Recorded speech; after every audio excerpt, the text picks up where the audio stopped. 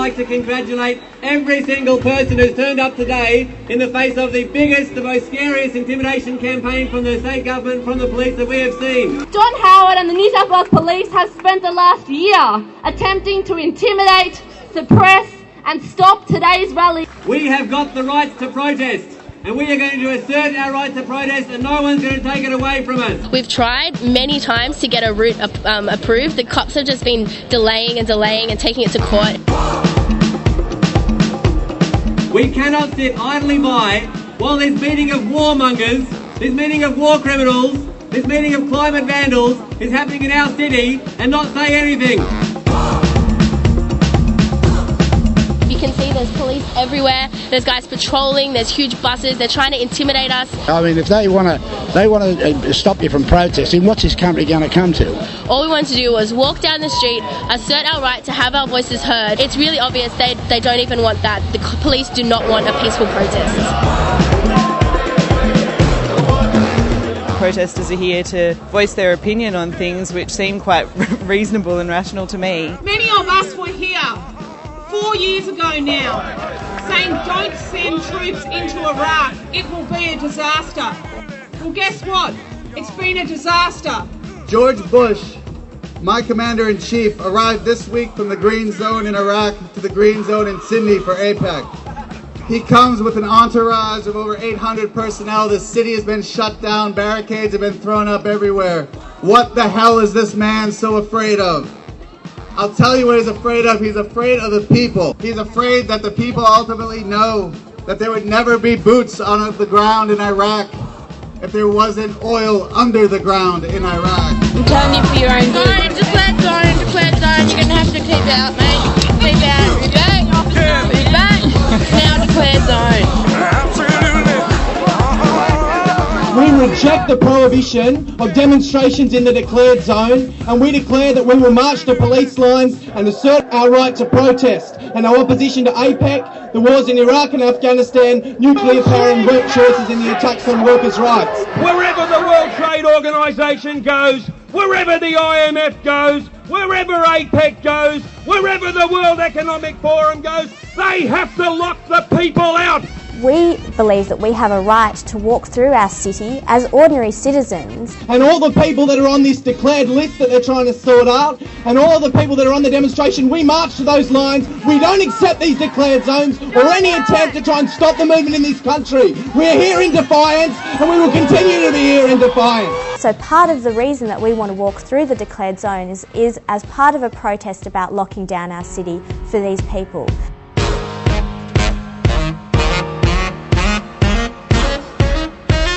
It's about driving Australian jobs offshore, driving Australian workers offshore, looking for the lowest common denominator in wages and standards of living, standards of safety. That's what APEC's about. They allow big business to rape our environment, and we pay the price, and our children will pay the price. It's about nuclear power and destroying the environment in favour of profits for big corporations. And we say no to APEC, no to capitalism. They kill and we suffer. They terrorise and we lose our freedoms. These leaders do the crime, and unfortunately we are doing the time. We are suffering, we are paying for it. Clear zone. Now it's over here more now.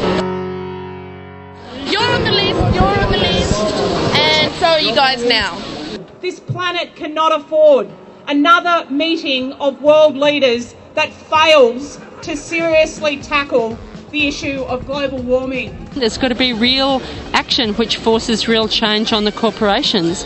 Otherwise, what they're going to do is try and pass the whole cost of saving the environment onto working class people when we never got a say in whether or not they created this disaster. I'm here to protest the delinquent refusal of Bush and Howard to ratify the Kyoto Protocol.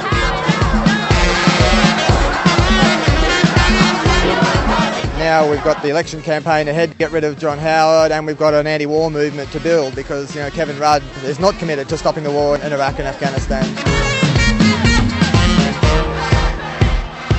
John Howard's talk of long-term aspirational targets is rubbish. But it's worse than rubbish, it's worse than nothing. What he is doing this weekend is trying to collude with his friend George W. Bush to undermine the international agreements about tackling global warming. And I'm here to warn them that the world is judging them. George Bush! John Howard! Look at the money that's spent on this massive war machine. Even this police operation in Sydney this weekend, and that's all money which is coming out of our schools, our hospitals, all of our services. It's crazy. In 2003, I invaded Iraq with the 1st Tank Battalion, 1st Marine Division. And you know what? There was no insurgency back then. And yet when I went back a year later, in 2004, the resistance to our occupation had already formed. Why? Because throughout history, people have always and will always resist when their homelands are occupied by violent military foreign powers. People are being killed in our name. It's a war of conquest. It's a war of plunder. It's a war for oil. Who are the people who suffer from war? It's always going to be working class people, poor people.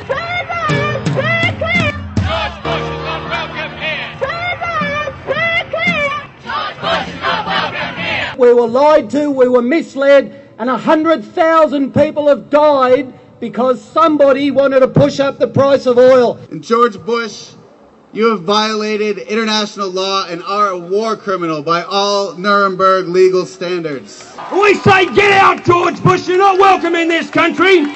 John Howard had no mandate for war.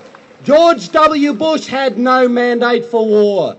There is no mandate, and it's time to bring the troops home now. Since I've been here, all I've heard about from the media is this supposed threat of violence from the protesters. But nobody is talking about the issues behind these protests. No one is talking about the real violence. The real violence that only those of us that have been there can truly understand. It's the slaughter of 600,000 Iraqis. When we invaded in 2003, we killed men, we killed women, and yes, we killed children. I saw buses filled with women and children blown wide open by tank rounds. I saw our command legalize murder. If it moves, it dies, and it did. I mean, George Bush couldn't give a stuff about those young people as long as they keep on killing on behalf of the US war machine.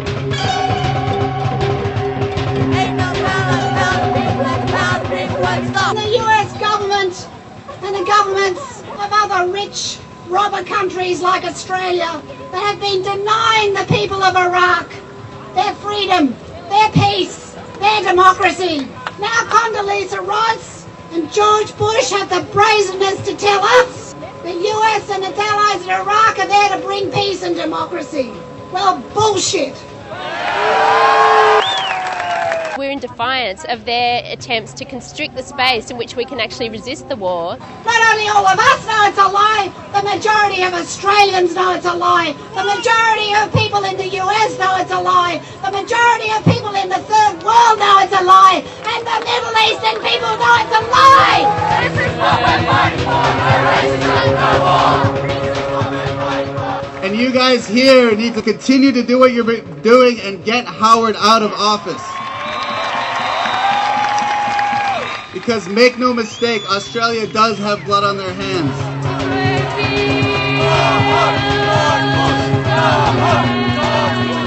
Freedom of speech?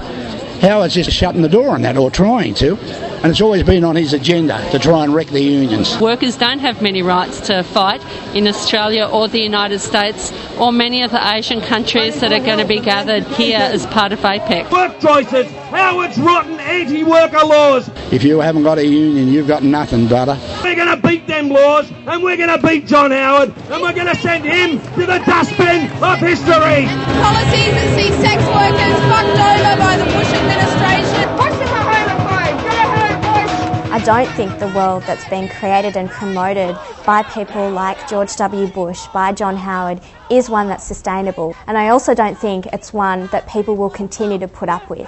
That's because it doesn't put people first. It puts corporate profits first. Yesterday, our Prime Minister signed a deal with Vladimir Putin from Russia to sell Australian uranium to Russia. That is going to mean that we will see more nuclear waste and more nuclear weapons. Escalating uranium mining, dotting nuclear power stations along the Australian coastline.